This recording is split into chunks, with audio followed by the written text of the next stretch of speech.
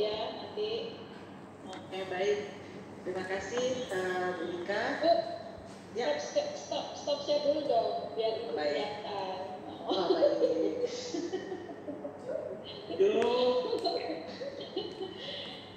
Ya. Saya aslinya grogi loh ini teman-teman ya. Kenapa? Karena kebetulan ada beberapa mentor-mentor hebat ya di sini, ada Coach Bendi, ada Coach Ika. Tapi saya lumayan terbantu sih karena didampingi sama orang-orang hebat sih. Harapannya kalau ada pertanyaan susah-susah nanti tolong dibantu ya.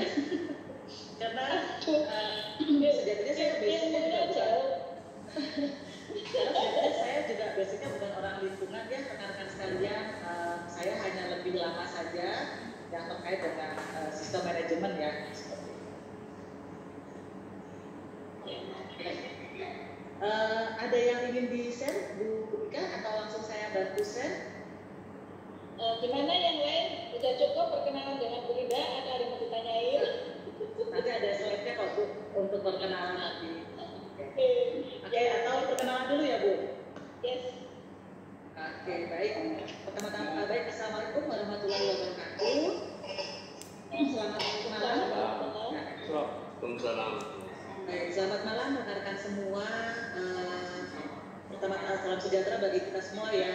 Pertama-tama izinkan saya mengucapkan terima kasih. Baik, izinkan saya mengucapkan terima kasih sudah diberi kesempatan oleh Coach Ika bergabung dengan komunitas atau organisasi yang luar biasa ya, sampai ada kewalahan sendiri melihat melihat acaranya ini hampir betul katanya Coach Baby setiap malam. Semoga ilmu yang tadi disampaikan oleh Coach Baby bahwa ikut mencerdaskan kehidupan bangsa itu semoga menjadi amalan yang tak putus ya, karena alhamdulillah semoga nanti kalau teman-teman mendapatkan manfaat, semoga itu kembali lagi ke teman-teman sekalian ya. Oke, saya sangat bersyukur diperkenalkan. Ini sudah cukup lama ya Bu Ika mulai mengajak saya, kemudian ada nanti insya Allah ada beberapa rekan-rekan saya juga ya Bu Ika yang diajakin sharing terkait dengan sistem manajemen ya rekan-rekan. Karena sekarang kita kalau berbicara suatu sistem manajemen tadi yang kembali lagi ya, meskipun tadi awalnya adalah customer yang minta gitu ya, dan apalagi yang bilang ISO ini sebenarnya suka rela gitu, tapi kita lama-lama untuk dipaksa ya teman-teman ya. Kenapa? Karena salah satunya yang memaksa adalah customer kita gitu ya. Nah tapi kita coba arahkan paksaan ini akhirnya menjadi sesuatu yang tadi ada benefitnya. Nah kemarin alhamdulillah sudah dibantu pengenalan dasar terkait dengan ISO 9001 oleh Coach Ika. Materinya luar biasa sekali rekan-rekan. Ini kalau ikut pelatihan di tadi salah satu badan sertifikasi yang disebutkan oleh Pak siapa tadi Bu ya, awal-awal sebelum Pak ini ya, Pak Teguh tadi awal-awal ada ya. Nah itu kita nggak usah sebut merek atau kalau perusahaan Pak Teguh ya. Nah atau perusahaannya yang Hilman tadi Pak siapa tuh Pak Teguh ya. Nah itu tadi nggak usah disebut ya Pak mereknya ya. Kalau ikut training ISO 9001 dengan materinya Bu Ika yang kemarin, wah itu bisa satu orang 4 juta loh Mas Bendi. Tapi kita di Expert Club Indonesia, berapa nih teman-teman bayarnya ya? Kalau kemarin saya alhamdulillah dapat privilege dari Pak Kos ya, dikasih gratis bukan? Gratis saya alhamdulillah gitu ya. Baik, rekan-rekan sekalian sedikit perkenalan, nama saya Rida Saraswati Iskandar. Saat ini saya lebih banyak sebagai trainer dan juga konsultan. Meskipun dulu juga pernah menjadi auditor di beberapa badan sertifikasi. Kemudian juga pernah sebagai praktisi, dan itu sebagai praktisi cukup lama ya teman-teman, hampir 13 tahun saya sebagai praktisi, dan saya tipikal yang kurang setia pada satu perusahaan.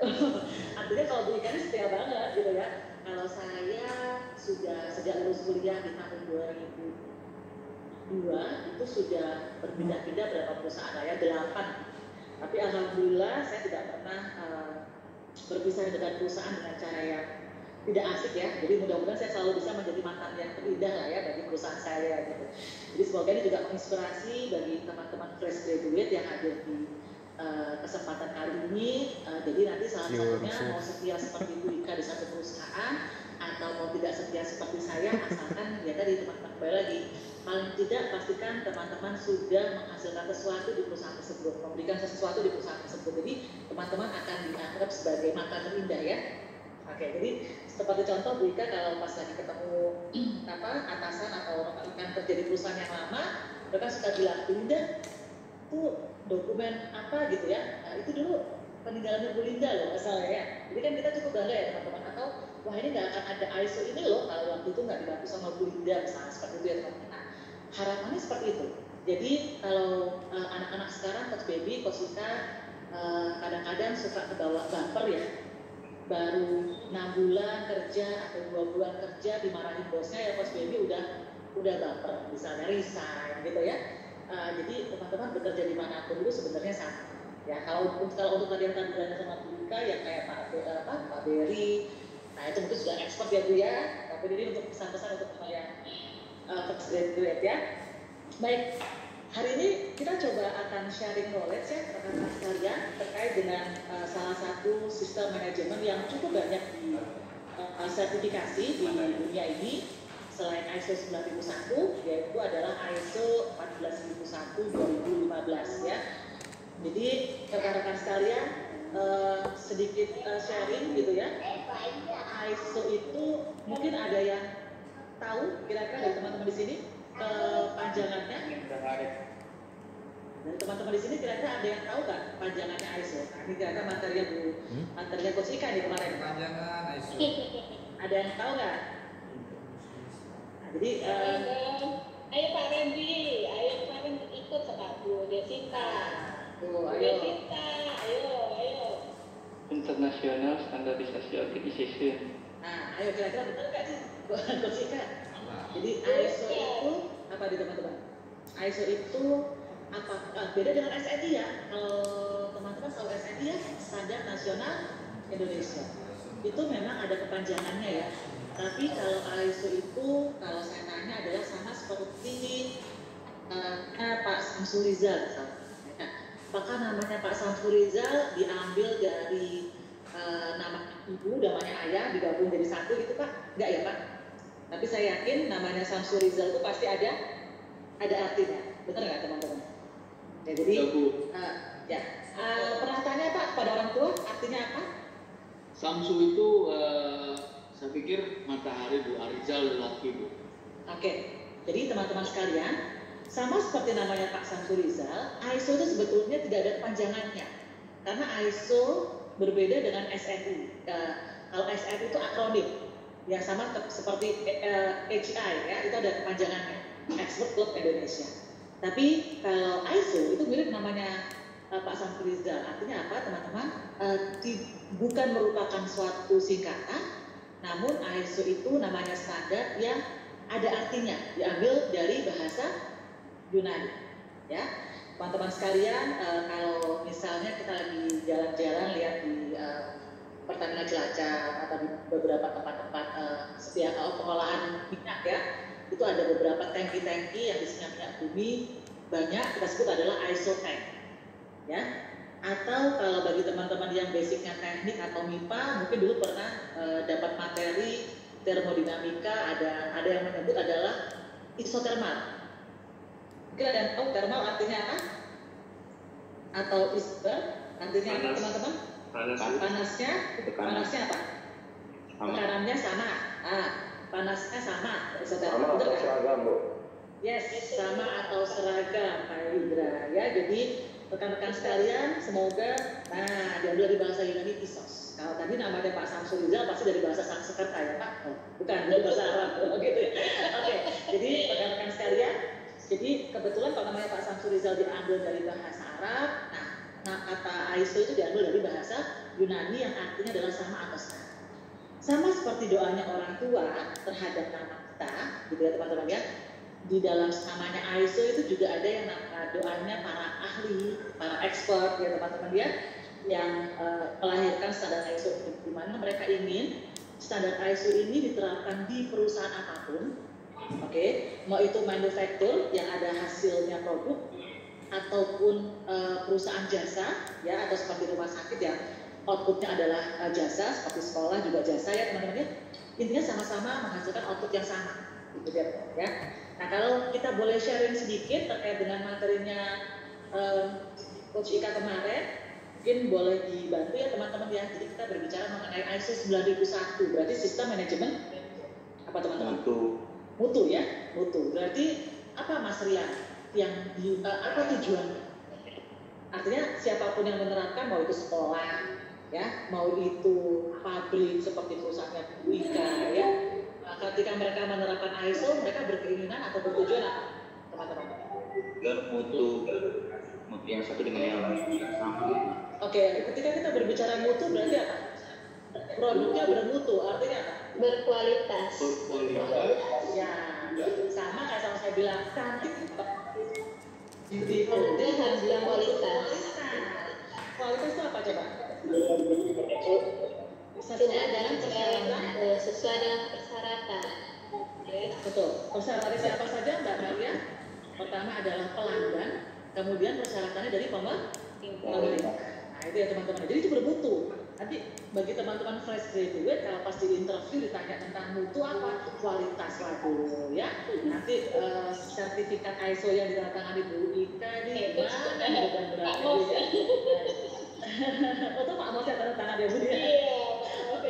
Jadi teman-teman Bu Ika ini keren-keren begitu tuh terkenal ya. Jadi teman-teman kalau di interview ada wah ini pegang sertifikat ISO 9001 Bu Ika, wah tolong dijaga kita kewibawaan Bu Ika ya. Jangan sampai jawabnya mutu adalah kualitas ya. Jadi yang pertama adalah menghasilkan produk yang bermutu. Yang kedua adalah perusahaan itu ingin adalah kepuasan pelanggan, customer satisfaction. Oke, itu tujuan ISO 9001. Paham ya teman-teman ya. Jadi mau itu produknya, outputnya produk atau outputnya jasa. Tapi ketika kita berbicara ISO 14001, tujuannya apa kira-kira? Berbicara sistem manajemen lingkungan.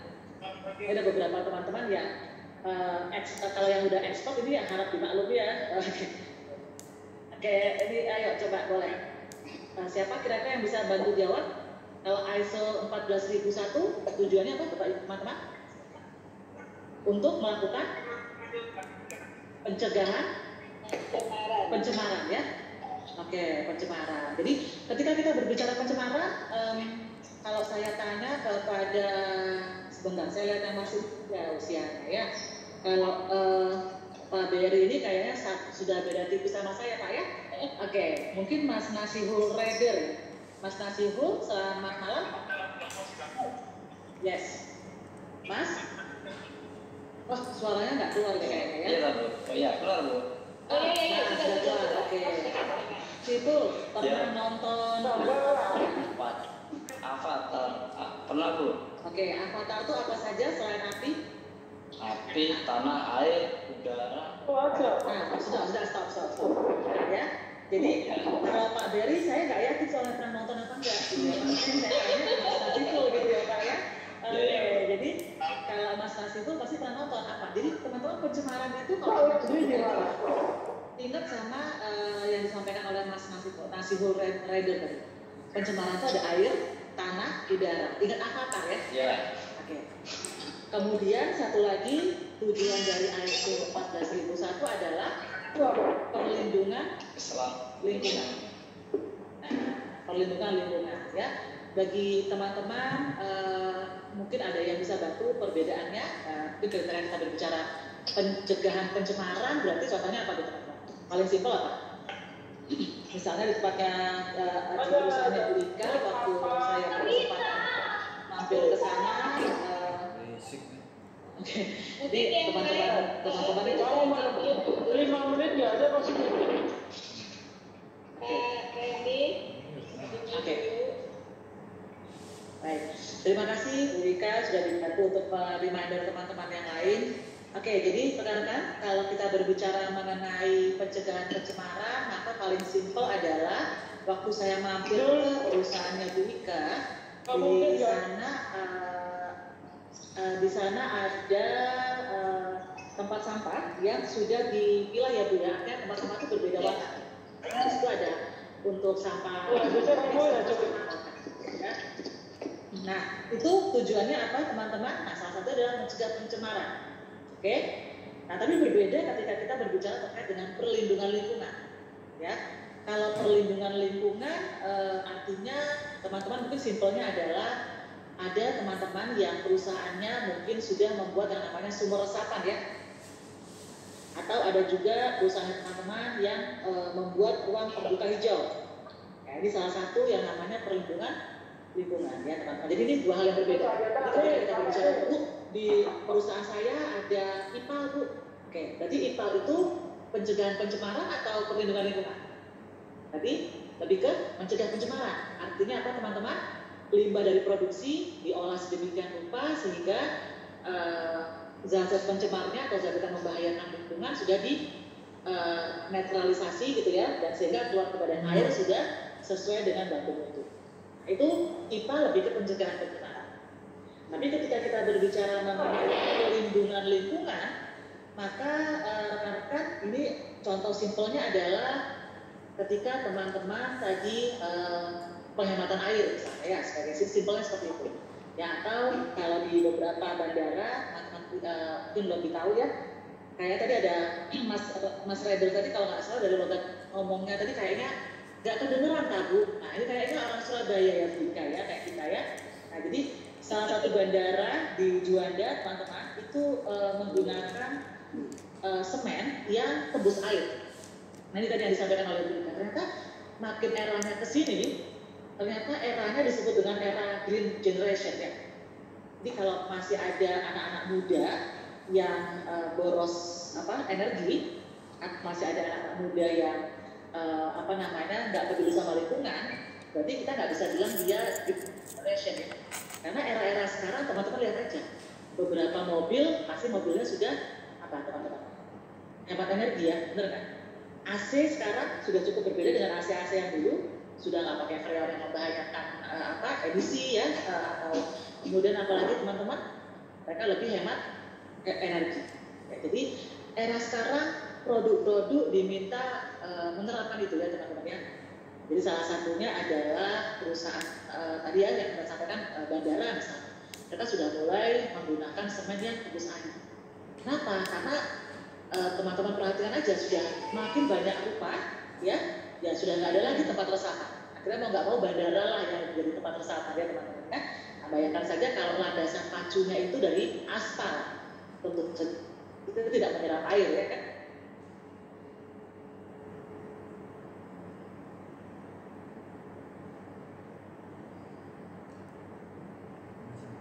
Nah ini salah satu tujuan dari ISO 14.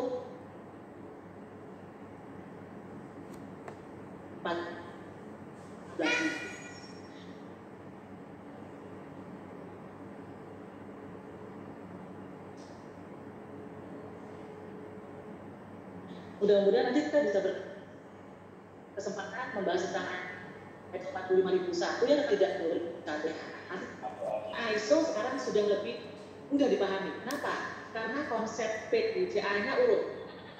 Ya, kalau rekan-rekan sekalian pernah membaca beberapa standar, apalagi yang standar era dulu, PDCA-nya sih urut, tapi saling beda-beda teman-teman, antara ISO 9001, antara ISO 14001, dulu ada namanya OSAS ya sebelum ISO 45 ya.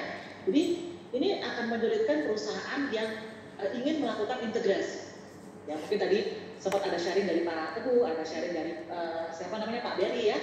Rata-rata sekarang karena customer itu persyaratannya makin banyak, ya saya punya klien Bu Ika, salah satunya adalah Shell Manufacturing Indonesia yang membuat oli helix. Awalnya mereka bersertifikasi ISO 9001 karena untuk produk, kemudian SNI, kemudian SMK 3 PP50 karena ingin patuh terhadap regulasi, jadi PP50 dulu. Setelah PP50 dia ISO 14000. Setelah ISO 14000, ISO 45001. Udah berapa sistem itu ngomong-ngomong? Ya, udah 5 sistem ya teman-teman ya. Jadi bagi kita semua ternyata tidak cukup hanya kita belajar mengenai satu ISO atau satu ISO 9001 misalnya. Kenapa? Karena sekarang konsepnya sudah customer itu minta semuanya. persyaratan customer tuh banyak sekali ya. Dan kembali lagi, kalau teman-teman tanya yang ngurusin ISO apapun itu di perusahaannya Bu Ika siapa? Ya tentu saja Bu Ika. Makanya Bu Ika dibilang kebanggaan bersama milik bangsa ya Bu ya. Karena kita bilang amin. Ya kenapa? Karena ketika kita sudah diamanahi pegang satu ISO rekan-rekan, biasanya terus itu ya ISO tersebut. Nah, teman-teman sekalian, ini sedikit kita informasikan ya terkait dengan bagaimana ISO itu berubah ya, karena rekan-rekan sekalian mungkin pernah ingat dulu ada ISO 14001 versi 2004 dan sebelumnya juga ada ISO 9001 ya versi 2008. Nah, sekarang sudah versi 2015. Ini contohnya teman-teman ya. Jadi pertama, standar sistem manajemen itu memang secara otomatis ditinjau setiap 5 tahun sekali. Gitu ya. Jika memang dirasa sudah mulai tidak sesuai dengan kondisi dunia saat ini, maka nantinya ada usulan untuk melakukan revisi. Nah, jika ada usulan revisi, lembaga yang namanya IOS. Nah, jadi lembaganya namanya IOS ya teman-teman. IOS itu adalah International Organization for Standardization. Oke. IOS ini berpusat di Jenewa, Swiss. Namun masing-masing komite teknis yang mengurusi ISO itu berbeda-beda. Nah, salah satunya komite teknis ISO 14001. Nah, ketika ada usulan untuk merevisi ISO ini, nah mereka membentuk yang namanya kelompok kerja ya untuk membahas draft standar. Jadi Indonesia salah satunya adalah diwakili oleh yang namanya BSN. Nah, jadi bagi teman-teman expert yang ada di HCI ketika ingin berpartisipasi memberikan usulan terhadap standar ISO, nah ini mau tidak mau harus bergabung dengan BSN, meskipun kita bukan PNS ya teman-teman ya, BSN itu Badan Standarisasi Nasional, tapi kita menjadi salah satu expert ya, mewakili praktisi bisa atau mewakili organisasi juga bisa. Kita membantu nih tim BSN hadir di forum internasional memberikan feedback terhadap revisinya ISO. Jadi secara garis besar seperti itu ya teman-teman ya. Oke. Nah, ini adalah perjalanan ISO 14001 ya, di mana di tahun 2014 itu sudah ada namanya draft international standard yang dibuat oleh komite teknis tadi. Kemudian di share ke semua anggotanya IOS ya, ada 165 negara memberikan feedback. Nah, ini alhamdulillah teman-teman, ini kalau saya analogikan sama seperti mungkin hubungan cintanya siapa yang ternyata cepat disetujui oleh calon mertua ya. Nah, ini langsung nih teman-teman. Jadi kalau Anda perhatikan Juli 2014 keluar draftnya, di September, kira-kira kalau nggak salah Agustus 2015 itu keluar standar. Jadi hanya butuh 1 tahun. Tapi bagi teman-teman yang peserta hari ini yang mungkin pernah mendapatkan materi tentang ISO 45001 itu berbeda. Nah, kalau ISO 45001 itu ceritanya mirip seperti yang kisah cintanya awal-awal ditolak dulu sama calon mertua ya. Ya, jadi karena sejak 2013 bayangkan teman-teman, sudah dibuat yang namanya usulan ISO 45001, namun baru di tahun 2018, jadi butuh berapa tahun tuh? 5 tahun untuk mendapatkan persetujuan dari semua anggota ISO. Nah, jadi artinya apa teman-teman, perjalanan standar ISO itu ternyata tidak mudah ya rekan-rekan. Jadi dia membutuhkan waktu yang berbeda-beda. Oke, saat ini sudah tidak ada lagi perusahaan yang bersertifikasi ISO 2004. Kenapa? Karena efektif di tahun 2018 yang lalu, semua perusahaan yang sertifikasinya adalah ISO 14001-2004 dianggap tidak berlaku. Mereka harus melakukan upgrade ke versi ISO 14001 yang versi 2015 ya. Bagi teman-teman yang sudah pernah belajar ISO versi lama sebelumnya, mungkin pernah bertanya-tanya sebenarnya apa sih reason behind atau alasan ISO 14001 itu berubah. Ternyata salah satu perubahannya adalah ini teman-teman, globalisasi. Sekarang semakin banyak perusahaan yang tadi seperti disampaikan oleh Bu Ika, customer tidak hanya membutuhkan perusahaan yang mutunya bagus, Tapi customer juga membutuhkan perusahaan yang sustain. Jangan sampai sekarang kita kerjasama ya dia menyuplai produk ke perusahaan kita, kemudian tapi tidak bertahan lama gitu ya. 2-3 tahun lagi kolaps. Nah, itu mereka nggak kepingin ya. Jadi salah satunya yang bisa membuat sustain adalah